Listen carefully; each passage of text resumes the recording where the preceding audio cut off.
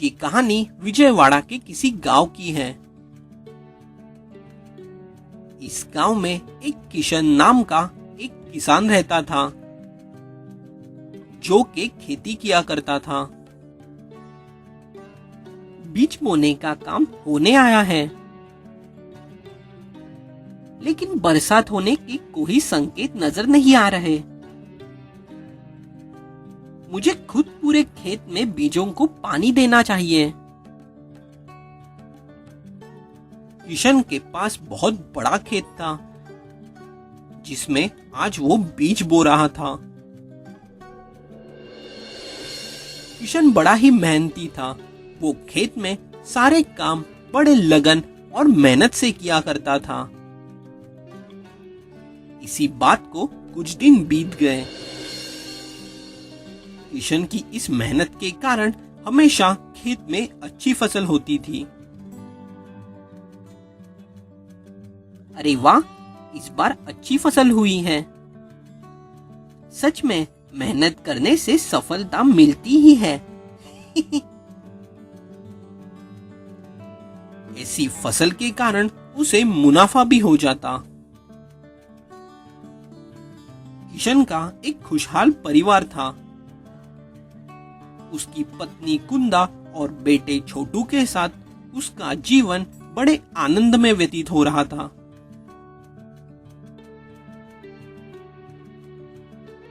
उसी के पड़ोस में हरी रहता था। हरी का खेत किशन के खेत के मुकाबले काफी छोटा था। अरे वाह, इसकी अच्छी कीमत मिलेगी मुझे। ये पौधे कई लोगों के कई प्रकार के इलाज में काम आएंगे। हरी खेत में तरह तरह की दुर्लभ एवं औषधि वनस्पतियां और पौधे उगाता था, जिस कारण छोटे से खेत में भी उसे अच्छा खासा यानी तकरीबन किशन इतना ही मुनाफा हो जाता। अरे ये हरी पता नहीं इस छोटे से खेत में क्या उगाता है जिससे इसकी आमदनी मेरी इतनी हो जाती है, और एक मैं जो दिन भर इतने बड़े खेत में मेहनत करते रहता हूँ। बस किशन को इस बात से बड़ी जलन होती। एक बार की बात है, रात में किशन चुपचाप हरी के ट्यूबवेल के पास आया, जिस ट्यूबवेल का पानी हरी पौधों को दिया करता था। आसपास कोई भी नहीं था। हरी, तुम्हें अच्छा सबक सिखाऊंगा। इतनू से खेत वाला तू मेरी बराबरी करेगा? हरी से होने वाली जलन के कारण किशन ने चुपचाप हरी के ट्यूबवेल में घातक जहर मिला दिया, ताकि जब हरी ये पानी पौधों को डाले तो उसके पौधे मर जाएं और साथ ही साथ उसकी जमीन भी बंजर बन जाए।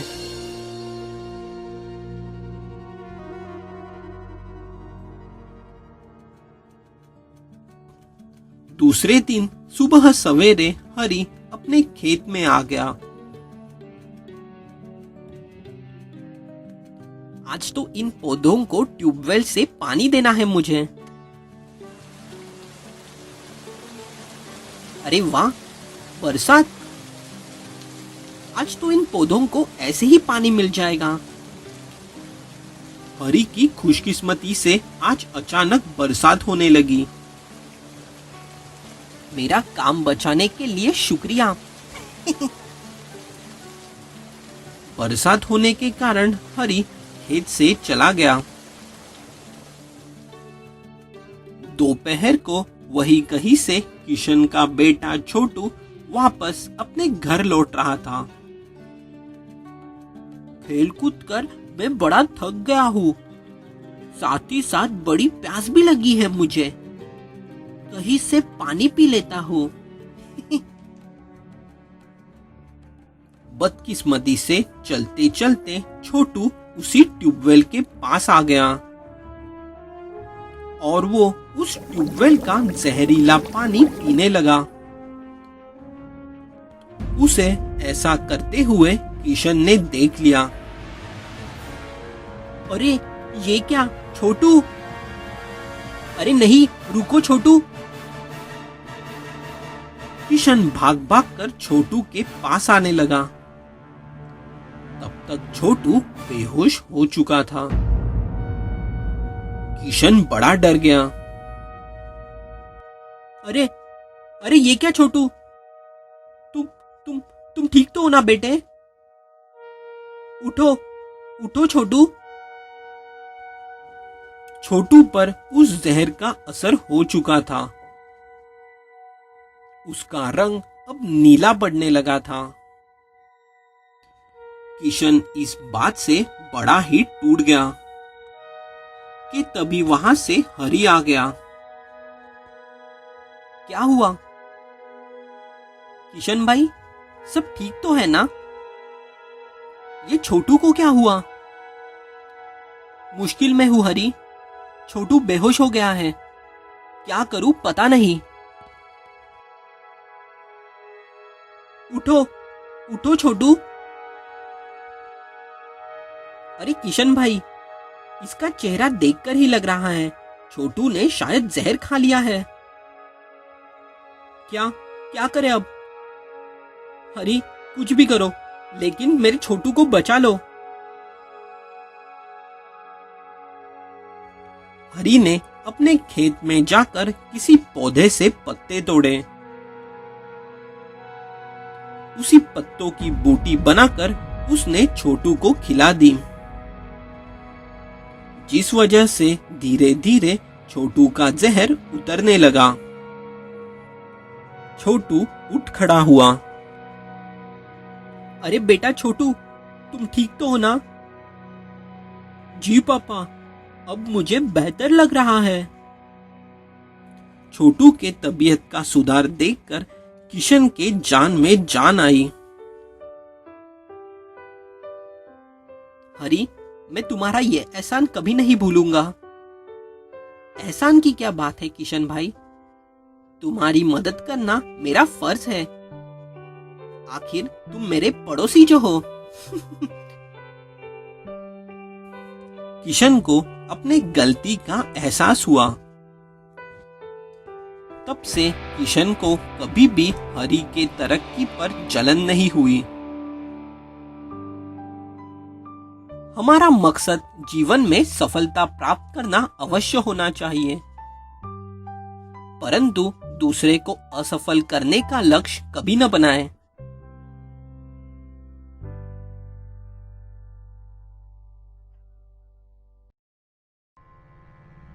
शाम का समय था। रमेश कहीं बाहर से अपने गांव जल्दी जल्दी में जा रहा था। रात होने से पहले ही मुझे ये जंगल पार करना है। इस जंगल में तो रात में डरावनी चुड़ैल घूमती है, जो इंसानों को मार डालती है। रात होने के लिए अभी भी काफी वक्त था। रात से पहले रमेश अपने गांव पहुंच जाता, लेकिन सब गड़बड़ हो गया।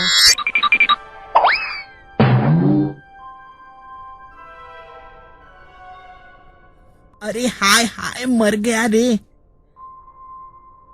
ये जंगल के रास्ते में ये गड्ढा कहां से आ गया? रमेश अब जंगल के बीचों बीच किसी गड्ढे में फंसा हुआ था। अरे नहीं, इतना गहरा गड्ढा, बाप रे, मैं यहाँ से बाहर कैसे निकलूंगा? रमेश इस गड्ढे से बाहर नहीं निकल पा रहा था। रात में जंगल में घूमने वाली चुड़ैल के मैं नजर में आ गया तो वो तो मुझे मार ही देगी। नहीं, बचाओ, कोई है, बचाओ मुझे। इस जंगल में रमेश की आवाज सुनने वाला कोई नहीं था। बचाओ, बचाओ मुझे। और अब धीरे धीरे शाम से रात भी हो गई। रात में जंगल में बड़ा सन्नाटा था कि तभी रात के सन्नाटे में एक डरावनी चुड़ैल उस गड्ढे के पास आ गई। अरे वाह आज भी कोई शिकार फंसा है। चुड़ैल गड्ढे के अंदर कूद गई। उसे देखकर रमेश बड़ा डर गया। अरे चुड़ैल मुझे छोड़ दो, जाने दो, मुझे जाने दो। जाओ कहाँ जा सकते हो यहाँ से, बोलो। दुष्ट चुड़ैल ने रमेश को उसी गड्ढे में मार दिया। बेचारा रमेश उसी गड्ढे में मारा गया।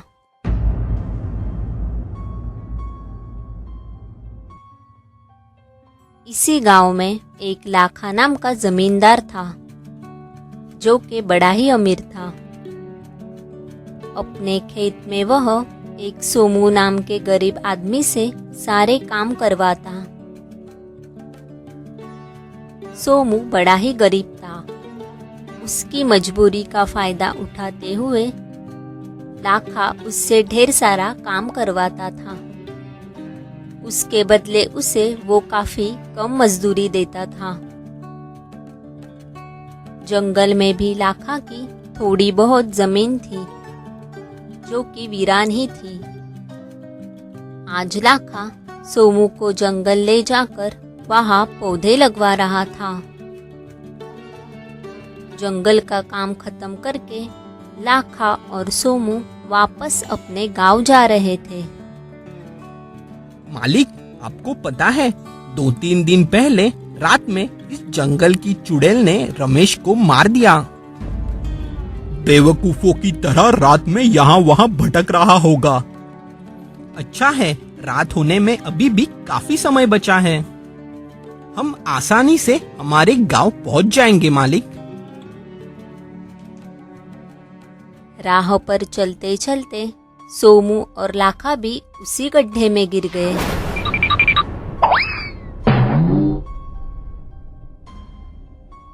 अरे रे, जंगल के बीच में ये गड्ढा कैसा? कमर टूट गई मेरी तो। अरे बाप रे, इतना गहरा गड्ढा,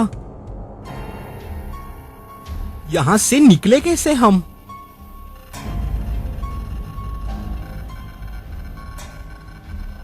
अरे बाप रे, कहीं चुड़ैल आ गई तो हम तो यही मर जाएंगे। मालिक, मुझे तो लगता है ये गड्ढा भी चुड़ैल ने ही किया है। चुड़ैल के डर से रात में जंगल को ही नहीं आता। तब चुड़ैल जंगल में गड्ढा बनाकर रखती होगी। दिन में आने जाने वालों में से अगर कोई इस गड्ढे में फंस गया तो वो रात में इस गड्ढे पर आकर लोगों को मार देती होगी। अरे नहीं, अब हम क्या करें? मैं भी इसी गड्ढे में मर जाऊंगा।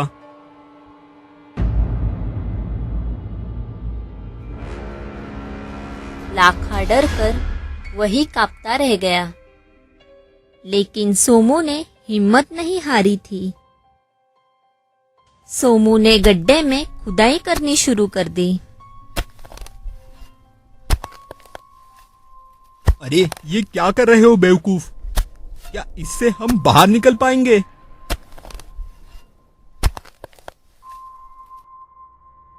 और करे भी तो क्या? यहाँ वहां खोदकर शायद कुछ ना कुछ मिल जाए हमें। कुछ ना करने से कुछ ना कुछ करना ही बेहतर है। सोमू यहाँ वहां जहाँ मिले वहां खुदाई करता रहा। तो लाखा डर कर वही खड़ा रहा। अचानक सोमू भी रुक गया। वो देखो मालिक, खुदाई से जो मिट्टी निकली थी उसी मिट्टी के ढेर पर से चढ़कर गड्ढे से बाहर निकला जा सकता था। अरे वाह सोमू, शाबाश, तुमने तो कमाल कर दिया। लाखा और सोमू ढलान से चढ़कर गड्ढे से बाहर निकले। रात होने में भी अभी थोड़ा वक्त था। मैं तो सच में निकम्मा हो गया हूँ। इतना कि मौत सामने खड़ी होने के बाद भी बस हाथ पे हाथ धरे बैठा रहा। भाग भाग कर दोनों ने आखिर जंगल पार कर लिया और अपनी जान बचा ली। अपनी जान बचाने की खुशी में लाखा ने थोड़ी सी खेती की जमीन सोमू को दे दी, जिसमें सोमू खुद की खेती करता, इसलिए वो बड़ा खुश था। और बची जमीन में अब लाखा खुद काम करने लगा। बस खड़े रहने के बजाय वो खेत में बड़ी मेहनत करने लगा, क्योंकि वो जान गया था कुछ ना करने से कुछ ना कुछ करना ही बेहतर है।